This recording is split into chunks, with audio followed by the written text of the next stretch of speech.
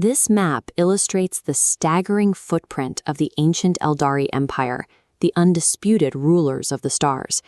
They reshaped planets with a thought and bypassed space entirely using a labyrinthine transit infrastructure known as the Webway. Daily life involved zero struggle. Disease, poverty, and manual labor were entirely eradicated from their civilization. With all physical needs met and all predators vanquished, the Aeldari achieved the ultimate evolutionary win state. They were left with absolutely nothing to fight and nothing to fear. To understand their collapse, we look at biology. This graph compares baseline human neurology against Aeldari brain function, demonstrating massive peaks. They process data exponentially faster, experiencing emotion at an intensity other species cannot physically comprehend. This presents a complex sociological problem. When a hypersensitive, ultra-high-functioning mind no longer has to struggle for basic survival, it still requires an outlet. In the total absence of conflict, the Aeldari needed constant, escalating sensory stimulation just to maintain a baseline level of mental engagement. Their profound capacity to feel was their greatest evolutionary advantage. Placed in a frictionless, post-scarcity reality, that exact same biological trait became a fatal trap. The mechanical enabler of their idleness was advanced psychoplastic technology. They used automated Wraith-constructs, machines sung into existence from pure psychic energy, to eliminate all agriculture, manufacturing, and menial labor. This automation created a civilization where trillions of citizens enjoyed centuries-long lifespans with zero mandatory obligations to their society. Initially, the population poured this limitless free time into obsessive philosophical study, the pursuit of esoteric arts, and highly specific skills. Factions known as cults of pleasure began to form. At first, these were simply subcultures dedicated to boundary-pushing artistic expression and the pursuit of novel, exotic experiences. Total automation had stripped the society of functional purpose.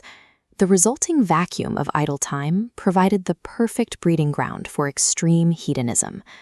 Because of their hyperactive neurology, standard pleasures quickly grew stale. To feel anything at all, the Aeldari were forced to seek out darker and more extreme stimuli. Cultural pursuits escalated rapidly. Poetry and music gave way to ritualistic blood sports, and sadistic gladiatorial arenas became the standard for popular entertainment. Torture and murder lost their taboo status. They were celebrated as high art, performed openly in the centers of their most magnificent cities. A tiny fraction of the population recognized the rot and fled to the galactic fringes, becoming the survivalist exodites and the disciplined craftworlders. The vast majority stayed behind.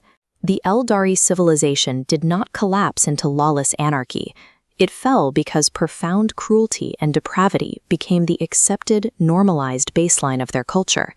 To understand this, we look at the immaterium. This model shows two planes, real space and the warp. The warp is physically shaped by the emotions of sentient beings. Because every Aeldari is a potent psyker, their extreme emotional output bled directly into the immaterium.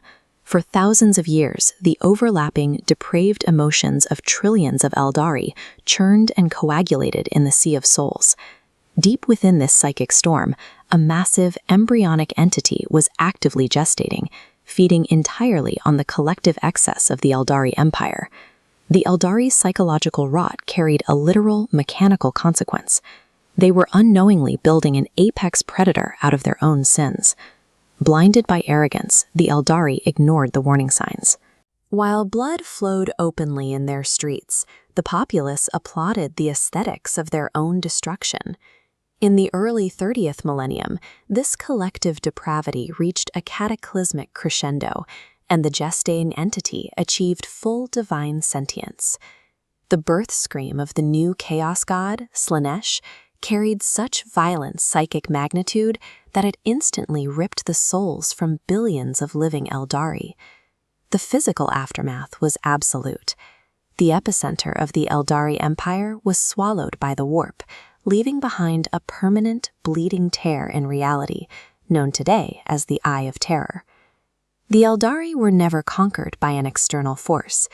They spent millennia meticulously digging their own cosmic grave, proving that the ultimate threat to a